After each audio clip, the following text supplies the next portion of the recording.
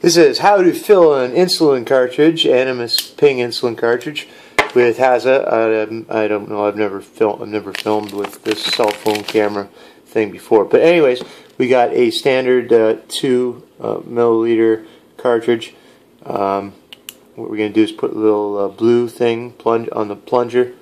We're going to take the cap off of the needle. It's a very, very heavy-duty needle, as you can see. What we're going to do is we're going to cycle it twice straight. I don't know if you can see this or not. This is probably going to end up in the garbage.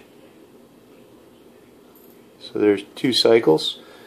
Now the vial of insulin is very important that we don't shake it around too much because we don't want bubbles.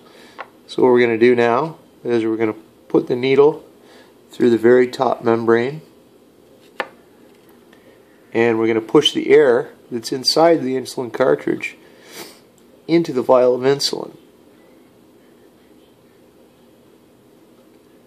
Now we're going to turn that upside down. And again, I'm not sure how well you can see this.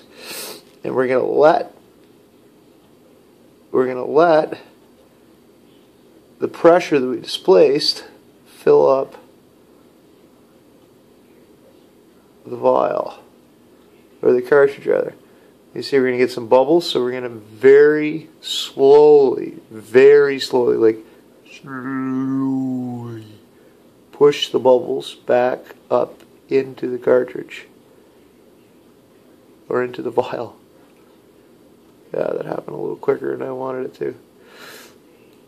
The key to this is not to get any bubbles in the cartridge, because they're a pain in the ass to get out later. You might have to cycle it back a couple of times just to make sure you get rid of all the bubbles.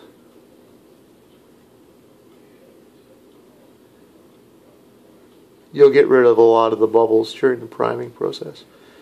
And you want to slowly draw the insulin into the cartridge.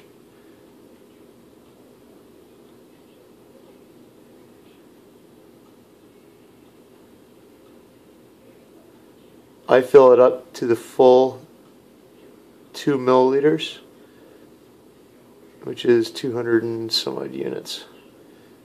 And take out. Now they tell you in the video to not to do this, but put the cap on with your fingers and don't try to scoop it up. What I like to do is give it a couple of taps, because when you remove the needle will take up a little bit of the air and the bubbles.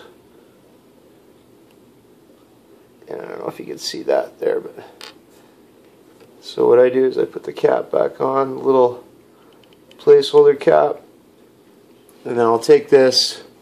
What I do is I have an old pill jar that I use, and I set it in the pill jar just to let any residual bubbles that may have been in the insulin migrate to the top of the cartridge. So when I attach my tubing, they'll be very easily primed out. Anyway, so that was filling an Animas 2 milliliter insulin cartridge with Haza.